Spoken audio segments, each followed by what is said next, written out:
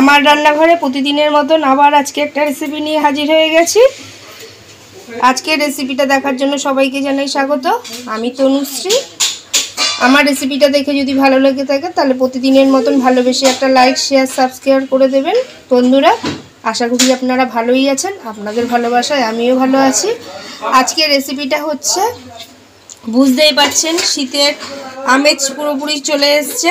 ফুলকপি তো প্রায় দিনই বাড়িতে আসছে। ফুলকপি এমন জিনিস, ফুলকপির পাতা থেকে ডাটা বা ফুলকপি যেটা কিছুই ফেলানো যায় না, সবই খাওয়া যায়। আজকে ঠিক ডাটাটা দিয়ে চচ্চড়ি করব। ডাটাটাকে দেখুন পাতলা পাতলা করে আমি কেটে নিয়ে রেখে দিয়েছি। তার সাথে একটু সবজি লাগবে, নতুন আলুগুলোকেও আমি সরু সরু করে কেটেছি। কুমড়ো দেবো, সিম দেবো, ঝিঙে ছিল, ঝিঙেও দিয়ে দিলাম একটুখানি, আপনারা চাইলে নাও দিতে পারেন। আগে থেকে গ্যাস অন করে খালি কড়াই বসিয়ে দিয়েছি।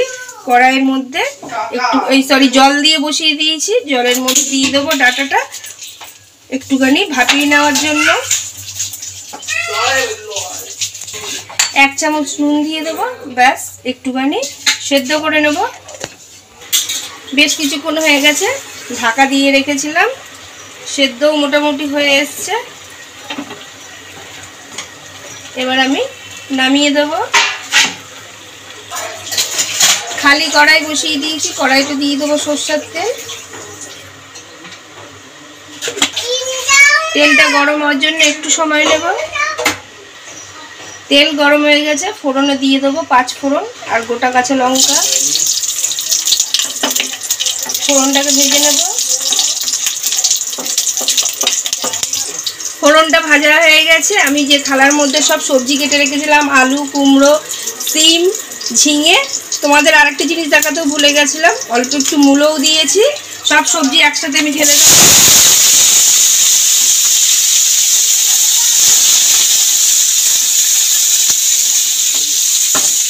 হালকা একটু নাড়াচাড়া দিয়ে দিলাম, একটুখানি ঢাকা দিয়ে দেবো যাতে 5-15 গন্ধটা থেকে যায়।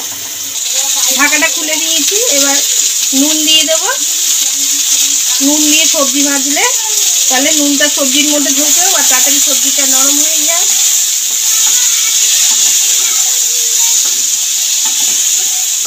নুন দিয়ে সবজিটা ভাজা হয়েই এসছে। তার মধ্যে দিয়ে দেবো টমেটো কাটা আর দিয়ে দেবো ডাটা সেদ্ধগুলো। ডাটা সেদ্ধটা দিয়ে দিলাম, দিয়ে নেড়ে চেড়ে আবার একটুখানি ভেজে নেবো তেলের মধ্যে।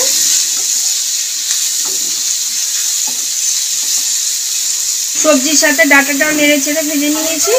এবার একটা মশলা বেটে রেখেছিলাম, সাদা সর্ষে, কালো সর্ষে, সেটাই দিয়ে দেবো। তার সাথে 2টো কাঁচা লঙ্কাও বেটে দিয়েছিলাম। তার সাথে দিয়ে দেবো হলুদ। ব্যাস, এবার মশলাটা দিয়ে ভালো করে কষিয়ে নেবো সবজিটাকে।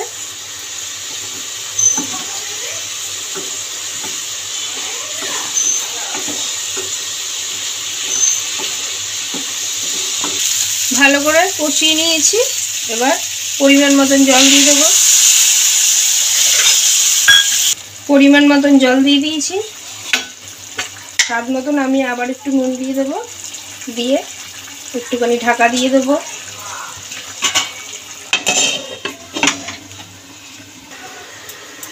বেশ কিছুক্ষণ হয়েছে, ঢাকা দিয়ে রেখেছিলাম।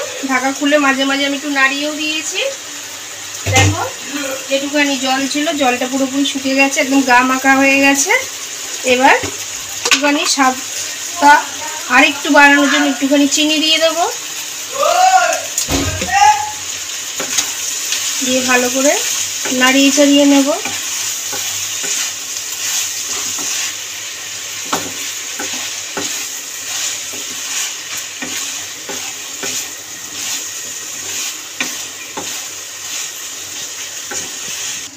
চিনি দিয়ে নাড়িয়ে চাড়িয়ে মিশিয়ে নিয়েছি, ব্যাস হয়ে গেছে রেডি। নামানোর আগে একটুখানি কাঁচা সরষের তেল দিয়ে দেবো। আপনারা একদিনকার বাড়িতে করে খেয়ে দেখতে পারেন, দারুণ লাগবে। আমাদের বাড়িতে তো ফুলকপি আসা মানেই ফুলকপির পাতা থেকে ডাটা আমরা সব কিছুই খাই। ডাটাটা ঠিক এরমভাবেই করে খাই। একটু নাড়িয়ে চাড়িয়ে দিলাম, ব্যাস তৈরি হয়ে গেছে নিরামিষ একদম সর্ষে বাটা দিয়ে ফুলকপির ডাটার চচ্চড়ি। নিয়েছি আপনারাও বন্ধুরা একদিনকার বাড়িতে করে খেয়ে দেখতে পারেন, এটা তো বলেই দিলাম। আর আবদার করে তো বলেই থাকি আমার রেসিপিটা দেখে একদিনকার করবেন, আশা করি খুবই ভালো লাগবে। এটা রুটির সাথে কিংবা ভাতের সাথে যার সাথেই খান তাও খুবই ভালো লাগবে, একটা নিরামিষ রেসিপি। এরমভাবেই পাশে থাকবেন, ভালো থাকবেন, সুস্থ থাকবেন। Thank you.